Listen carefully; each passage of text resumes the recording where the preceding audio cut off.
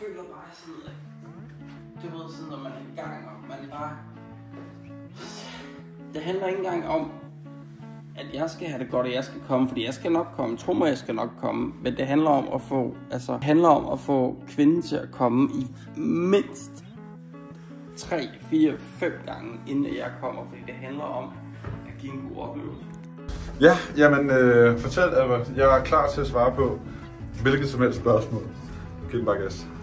Yndlings sexposition. Som en elevator. Altså alting går op og ned i showbiz. Nu står vi her i den her elevator, og forskellen er, ting går op og ned, og ting går ned og op.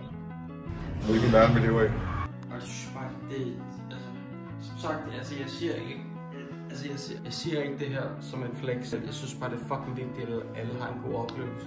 Og specielt kvinder, fordi de skal bare komme, og så får de det godt. Så hvis du kan få en kvinde til at komme i hvert fald 3 gange, inden du selv kommer. Du siger mindst 3 gange, mindst fucking 3 gange. Jeg fucker ikke engang, jeg siger mig, jeg fucker ikke. Så en god aften. Og så har alle det godt, og så har alle det flot.